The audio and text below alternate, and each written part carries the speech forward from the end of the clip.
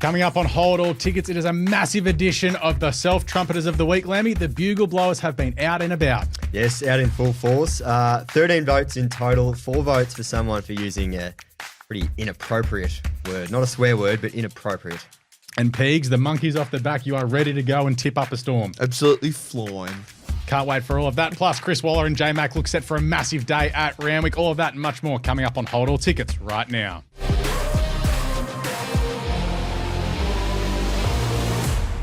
Hello and welcome to Hold All Tickets as we charge into a massive weekend of racing here in Australia. I am your host, Alex Donnelly, joined as always by James Lamb. Lammy, how are we, mate? Very well, Alex. Main action in Sydney this week, so I'm looking forward to you tipping the lights out. We're due for a big day. We are very, very due. And the man in the middle, he's up and about. He's ready to go. Xavier Pegum. How are we, Pegs? The drought is broken, brother. The drought is broken. Of course, we are brought to you by a Boom Bet. Great fixed odds, more value, and more boom moments. Sign up today and get in on the boom. Of course, before we get rolling, make sure you follow us on Facebook, Instagram, and X. It is at Punters, and of course, YouTube, where you get all of the action going on there. You can check out, what do we call it, our little show with Wally, Pitching Punters, which is a little bit of a sketch show, and it's pretty fun. So go check that out. There was some good stuff last week, and the follow-up that will come out Friday morning, I believe, was pretty funny when we shot it all yesterday. Now, Pegs, we're going to let you come in off the long run to start off with because we had some midweek racing in Sydney yesterday at Rose Hill. The powers that be decided to water the track at 9 a.m. yesterday, and then it was all of a sudden a soft 5 by race time with 32-degree weather in Sydney. I didn't follow it all too long, but did it end up getting upgraded later in the meeting? No. Oh, interesting. So they were a bit heavy-handed with the old hose. Yes, they said they were going to give it 1 mil, yet somehow we went to a soft track. Okay, interesting. My angle on that, I guess it's a groundskeeper's decision or a track manager's decision there. I hardly think Volandis was on the phone saying, put the bloody hose on. Like, you know what I mean? So listen, at the end of the day, it was his choice. Error in judgment. Well, I'm not too sure. Got to a soft 5. I don't really mind. I don't actually mind the soft tracks per se, but I mean, it wasn't as if it was a heavy 8. So I don't think punters can really have too much to complain about. I mean, I hate it, given we knew the weather was going to be good. You expect a hard, firm deck, and then you're artificially watering it to make it a bit soft. Lammy, any thoughts? I'm with you. I don't think if you're doing the form at this time of year, especially, and you see 30 degrees, you're playing to a good 4 with a potential upgrade to a good 3, and you cop a soft 5. I think that's very unfair on punters. And the track did play like that as well. It looked slightly slow. All right, Lammy, we've got a big list of it this week. It is the Self-Trumpeter of the Week, and my God, the votes were being slung around in the group chat over the weekend. Yes, it was hard to compile it all together, actually, because you were sending me nominations via Twitter, via Slack, via messages, so I was trying to cobble it all together last night. I've ended up with 13 votes. I was going to give Miles and Nick from SEN Track votes, but I thought they've had a pretty tough week. You only need to go into the comment section under that Mr. Brightside video to see they've had a bad week. So I've left them out. But that was a award record amount of votes. Yeah, that was quite extraordinary. No, man of the people. So 1 vote. We'll kick this off. 1 vote for myself, actually. One of our listeners said I have to give myself at least a vote. He may have said 10, which I think was a bit of overkill. From an article I published last Friday. It was a story of a successful group quaddie, $500 into $50,000. What a loser. What a loser. Just happened to take place at my own Bucks party. So I wasn't named in the story. I didn't put any photos of myself in there, but it was my own Bucks party, so I'll give myself 1 vote. 500 into 50 would have meant for a hell of a night. It was one hell of a night. I'm sorry, but like, you don't hit those moments often. You got to celebrate them. Yeah. Hats off to you for being the people's champion. And I did have a little disclaimer at the top of the article saying this is self-indulgent. Okay, so there we go. Yep. 1 vote, Brodie Nixon. It was a long post, so I won't read the whole thing out, but Brodie was celebrating that the Spy Files, a tipping group that he runs, had posted their 1,000th tip during the week.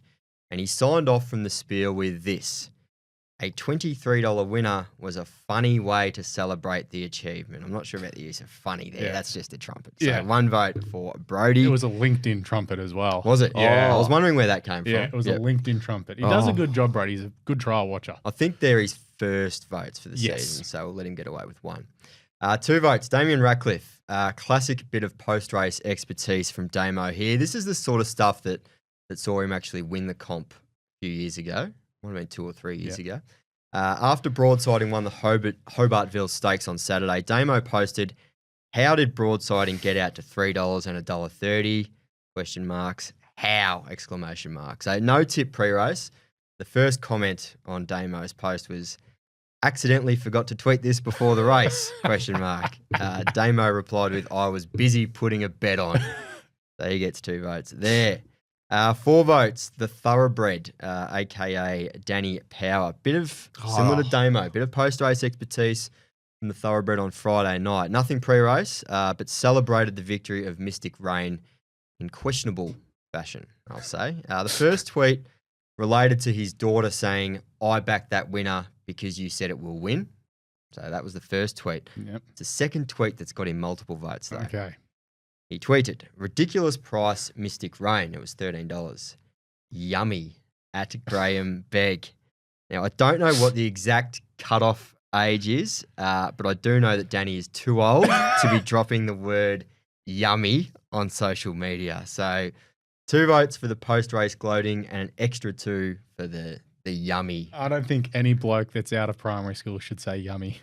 I was going to say probably, I reckon 8. Yeah. If you're fair. using yummy after 8. Yeah.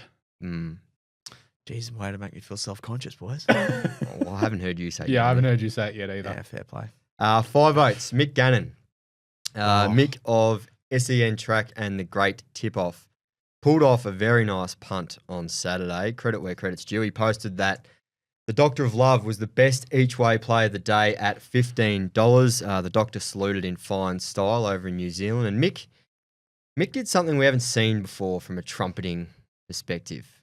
It was groundbreaking stuff. He went beyond the repost or the retweet and actually made it a promoted ad.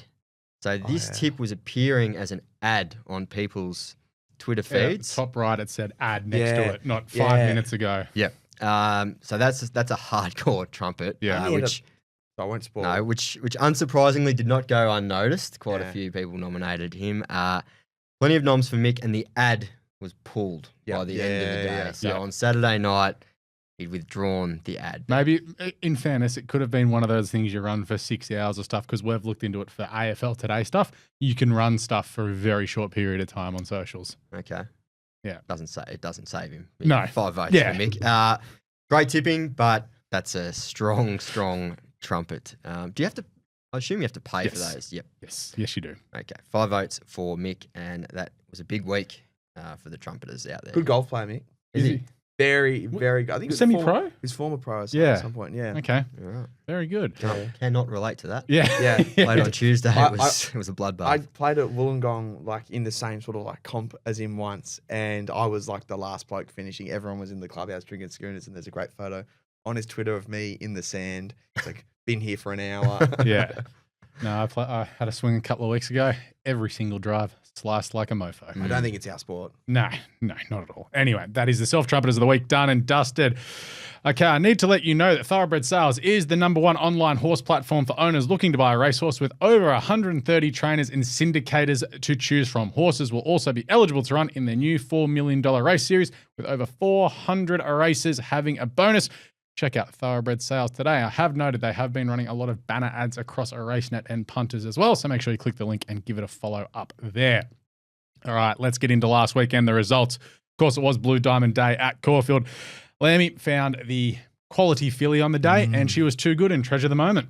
She was indeed, and that is another pint coming my way. I believe, because I watched the footage yesterday, it was an Irish coffee. Okay, Same. Yep. So, treasure the moment gave his horse, Two Done Lizzie, solid beating. Yeah.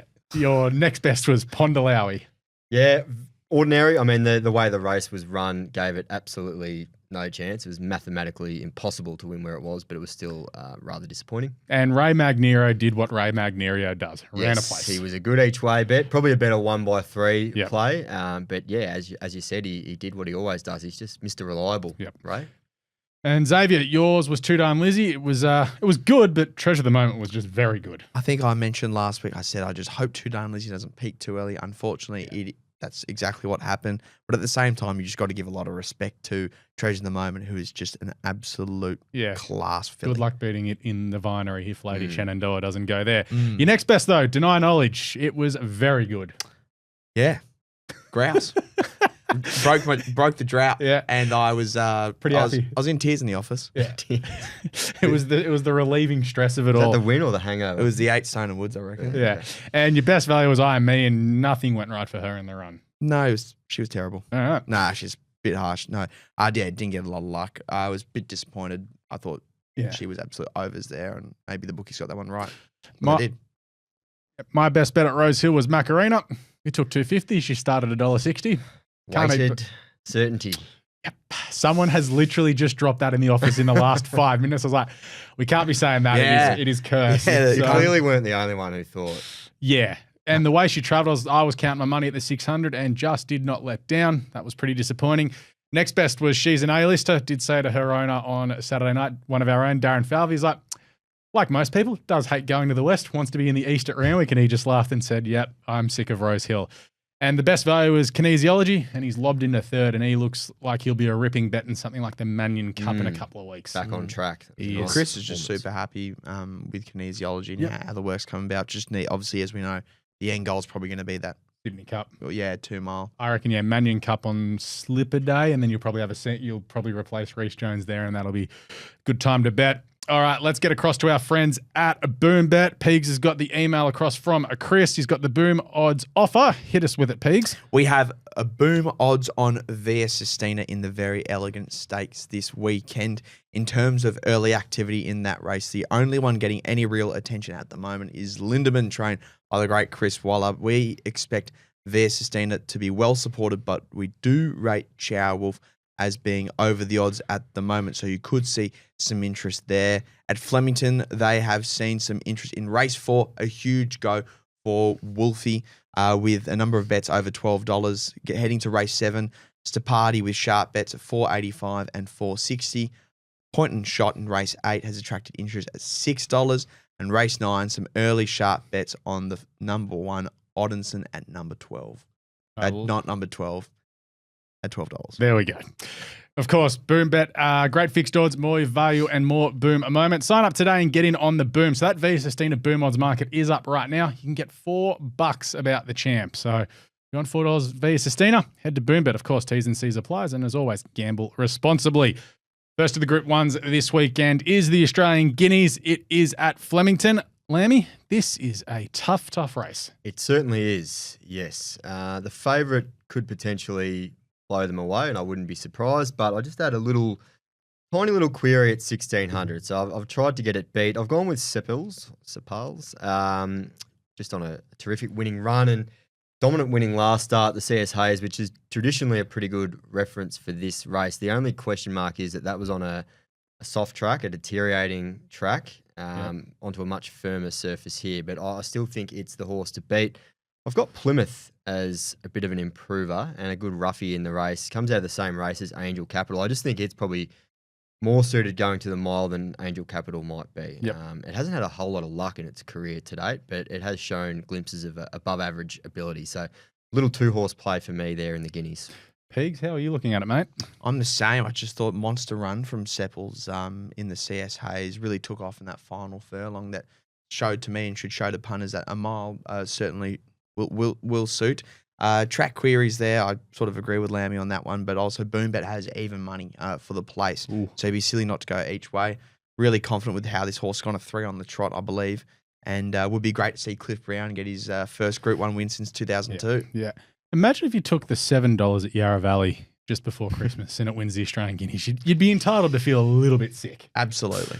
All right, let's get to your best bets across the day, and then we'll hit up Randwick for the Group 1s there. So, Lammy, your best bet early on in the day, horse that's just on an upward spiral. Certainly is. I actually found it pretty hard with a best bet this week. I've gone with race 2, number 2, Revelare. Its winning run will come to an end eventually, but I don't think it will happen here. Awesome overcoming trouble early in the straight. Last time it was a bit of a horror watch from the 400 to the 300, but once it got into the clear, it really powered to the line, and that was over this route. It didn't show any signs that it had enough for the campaign. It monstered the line there. It goes from a 78 to an 84 and has a wide draw to overcome, but it just keeps stepping up to the mark. It's not a strong 84. So I'm happy to be with him. And again, little 2-horse play from me, bit of a theme. Yep. I think a saver on my brother's keeper at big odds, back on a dry track. It completely just spun its wheels in the wet last time, didn't go a yard. So back on a drier track, it can be a big improver. And your next best comes up in race number 5. You are up against a horse that's probably got the best filly form in Australia at the moment. Yeah, the Lady Shenandoah form. Yep. I'm going around that though. I've gone with another horse who's 2 from 2.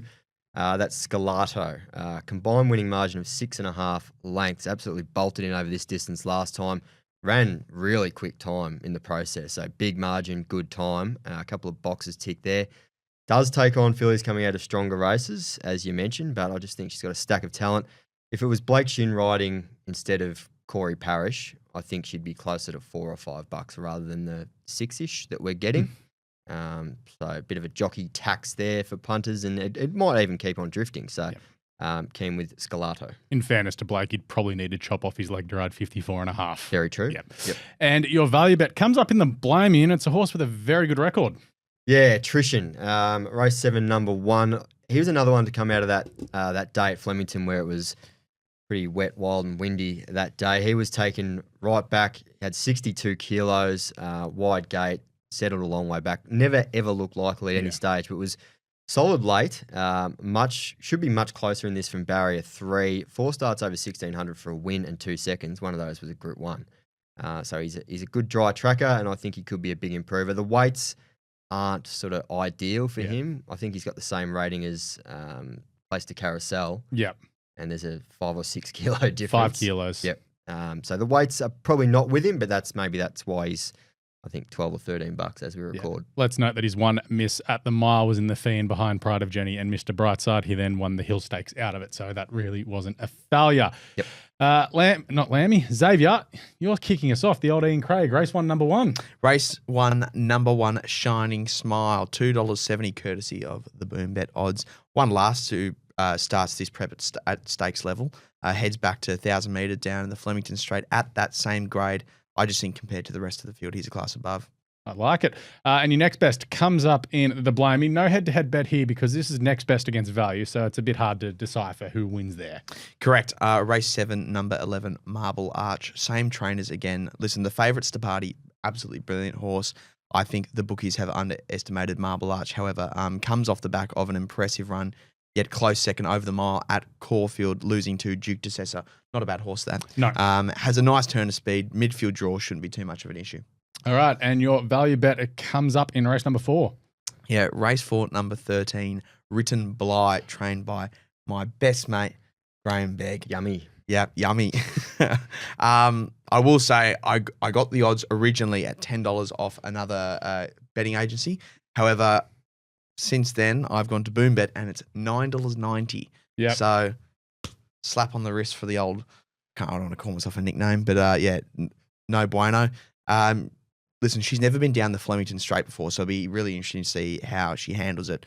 She's consistently jumped well in her early on in the last 2 starts, saluting in both. Double figure odds, obviously, as I said, close enough. Off the back of that is fairly handy. This is also a horse that Graham Begg has had a lot of patience with, but has had a strong opinion of the whole her whole prep. Yeah. Look, if a horse is $9.90, I reckon with a roundup we can let that one slide. It's not like it was $8.80. No, exactly. No, you're right. But I definitely think punters should have a nice little each way go at Written Bly. All right, let's get across to Randwick. Well, we do have the 2 Group 1s on the day there. Rail is in the true with a good surface there. So the Surround Stakes is the first of the Group 1s. No surprises. I've got Lady Shenandoah on top. Barrier 3, J-Mac, it literally just looks to stay out of trouble and steer her through. The way that she won the light fingers first up was awesome. 1,400 metres, no issue given how well she won the flight. Good luck beating her. It's a bad luck job, I think, Lammy. Yep. No, I'm with you there. I couldn't find anything to beat it. And Pegs, you have a fleeting interest in one of the horses in this race? I may do. You can explain why. Amelita. Amelita. Okay, of course, Amelita. I thought I was like, you completely spaced on me there. I did because I was like, are you at the Valley already? No. We're Amelita. Yes. No. My sire owns the dam of Amelita. So her dad bred Amelita. Yeah, we got there. We Yeah. got there. How good is podcasting? Miss Amelia, who's currently in foal to Super Seth. There we go. Thank you very much. All right, let's get to the Very Elegant Stakes. It is the other one of the Group 1s on the day. This is a great race. I know it's only 9 horses. You've got Via Sistina going up against Fangirl and Chow Wolf again. Lindemann looks like he's going to lead, but look, I'm with Via Sistina. Second up to the mile with James McDonald on. It just ticks all of the boxes. I know she was beaten second up last preparation over the mile, but that was on a heavy track on Maccabi Diva Day. And all the reports out of that was really didn't handle the super wet going that day. You look at a good track record, 12 starts, 7 wins, 5 placings. So she just does not miss the placings when it's a good deck. She's a winner over 1,800 and 1,400 mile. No issue whatsoever. She'll get the job 2,000. Don't forget 2,000. Well, that's in a couple of races' time when she wins the Randvet, and she is my best bet this weekend. No need to What around are on the that. futures? Have you seen the futures odds? I haven't looked into them as of yet, but I'm very happy to take the $1.82 with Boombet this Saturday for her to win the Very Elegant. Lammy, any thoughts? Nothing to add. It's going to be a very popular double on Saturday via Sistina and Lady Shenandoah, I would imagine. You with the champ as well? It's pretty hard to be against Via Sistina. Yeah, I know Fangirl was good the other day.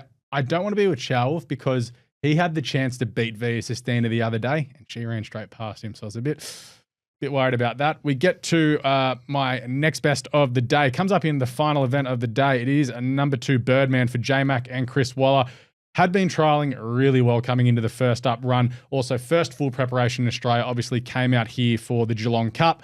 Was quite poor that day. There was some money around for him, but just complete forgive the way Geelong plays. It's a weird track. Some horses just do not get around it. His first up run over 1,400 metres was fantastic. He was well backed into $4.40 that day where Headley Grange started about even money. Just hit the line beautifully. Step up to 2,000 metres from barrier 10 from J-Mac. Going to need a little bit of luck, but I think he's got the upside that some of these horses don't. There's a couple of horses that have been winning all the way through summer. I reckon he's a very nice horse and he can get the job done here. Step up will certainly help. Yeah. And the value bet, it does come up in race 7, which is the Group 1 Surround Stake. So this is a place bet. I'm with the horse that we mentioned earlier, number 9, Amelita. Chris Waller trifecta. Yeah, Chris Waller all over the joint this weekend. Let's keep it easy with the best trainer in the land. But Amelita for Reece Jones and Chris Waller. Thought the filly hit the line really well behind Lady Shenandoah. Obviously not much value around Lady Shenandoah at the $1.62 mark, but we're getting $5 the place at the moment, $5.60 the place. She's already a stakes winner. I think she'll settle just in the back half of the field. She'll be hitting the line, so it'll be a bit of a tough watch. But at $5.60 the place, I can't ignore that for my value bet this weekend. How's J-Mac's book on Saturday? Just looking at it now. Via Sistina, Birdman. Mulia's Jewel. Radina, a bit of a forgotten horse. He's first up. Quietly Arrogant, Snitzel Miss, and Amelia's Jewel and Lady Shenandoah. He could ride 6 handy winners. mares amongst those. They're not bad. He's also on Springley, who's $2.30. Yes, I skipped over Springley. $2.30. So he could pick up 6 or 7, and it'd be no surprise to anyone, which then does roll straight into the yays and nays this week. And question on a few people's lips is, well, is Wayne Hawkes right? And some bloke from CBS in America whose name I've completely spaced on. J-Mac slaughtered a Romantic Warrior, and it was the worst ride of 2025, apparently. Yay or nay?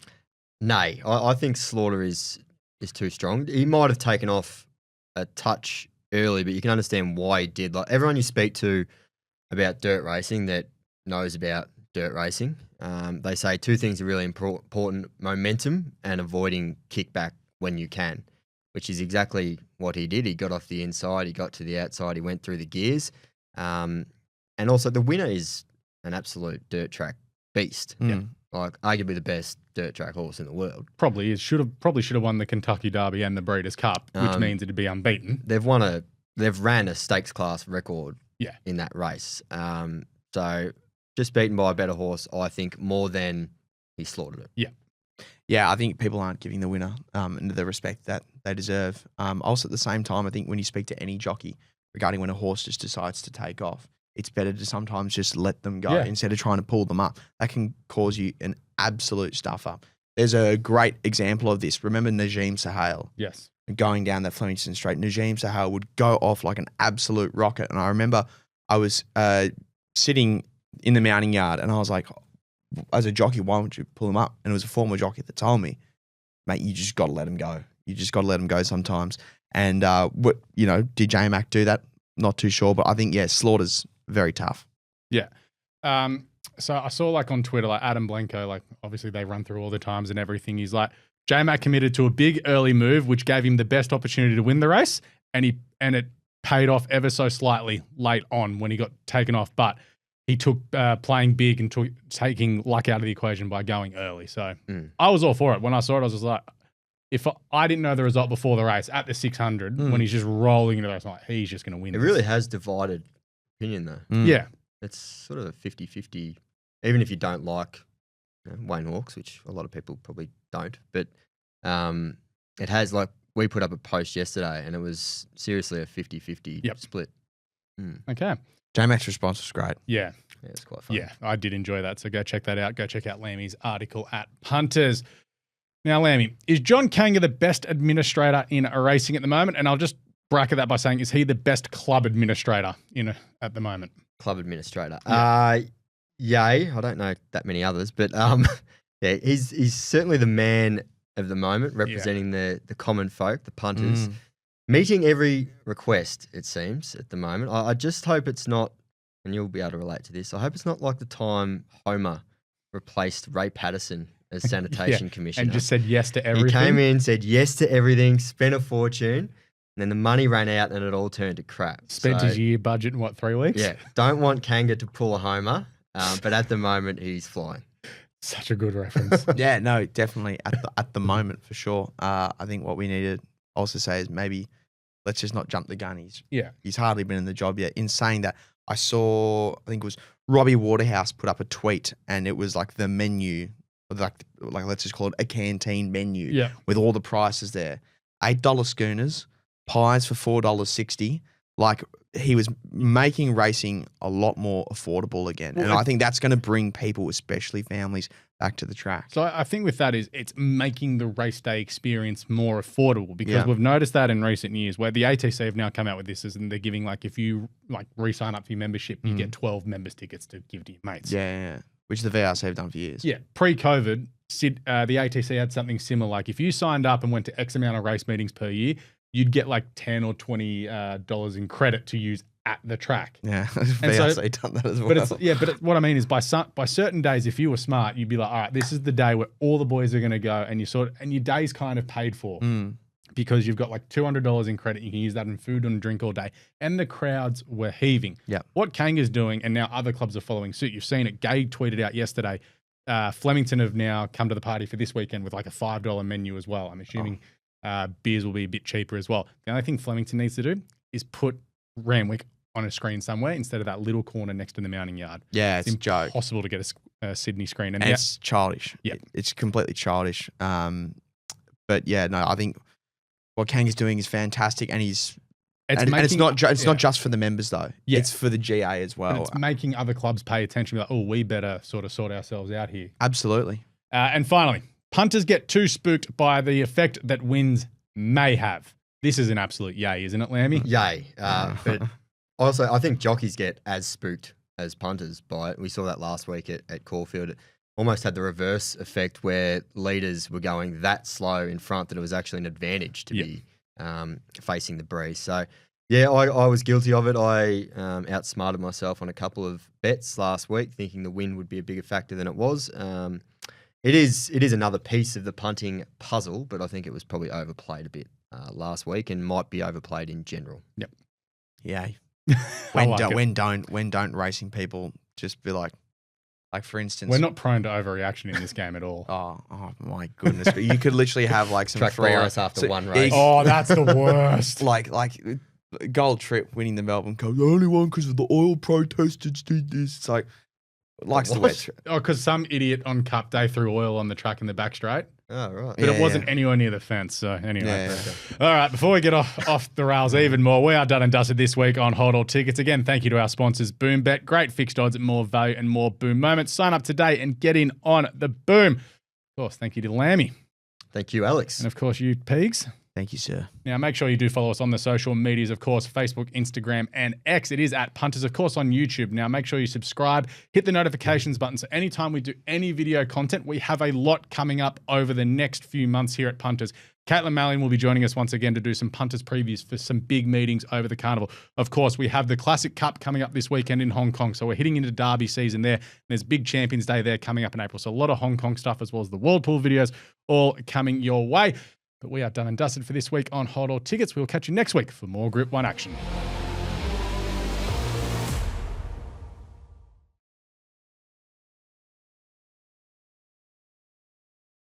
What's gambling really costing you? For free and confidential support, call the number on the screen or visit the website.